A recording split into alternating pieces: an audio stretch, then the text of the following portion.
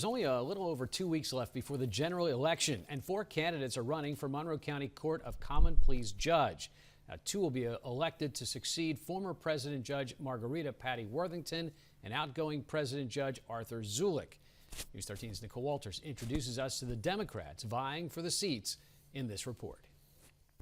Patrick Best has been a lawyer in Monroe County for over 15 years. The Stroud Township man originally started his career clerking with a judge in Lackawanna County, but got his first job at a law firm in Broadheadsville. Since then, he's had a wide array of experience handling all types of cases. I've served as a hearing officer for the family court in Monroe County Court of Common Pleas for the last 9 years. In addition, I'm a special assistant district attorney where I handle consumer protection matters. I'm always fighting for consumers in Monroe County who may have been harmed by practices of larger corporations. Conducting those hearings are similar to what a judge would preside over and what really encouraged him to vie to become one. Enjoyable part of the job was finding a solution that worked for everybody, like working with parties to try to get a really good result. In fact, it was a lot of my colleagues through that practice that actually encouraged me to run because they enjoyed practicing in front of me as a hearing officer. The father of 4 believes he would be prepared for anything while serving the 10-year term. I've also always stood up for the little guy in Monroe County through the consumer protection practice, which is unique. Not a lot of people do that. It's definitely something that we need on the bench for a little bit more diversity. Janet Jackson prides herself on being the first full-time public defender in Monroe County, after doing a 1-year internship with a federal magistrate in Wilkes-Barre.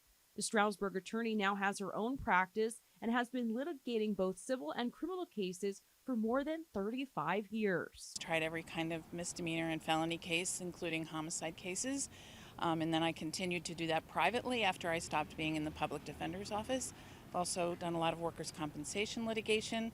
My father died at work when I was in college, and it was very sudden, and he was very young, so it had a big impact on my life. The mother of 3 is used to listening to all sides, both inside the courtroom and out. I've always tried to give people the right advice, to be reasonable. I don't always recommend what the client comes in to see me for. Sometimes I have to tell them that what they're pursuing isn't really likely to be successful. Now she feels it's her time to step up to the bench. I haven't had the kind of practice where everything was about how much I could earn, but how I could help people to find their way out of a bad situation or make a good situation better.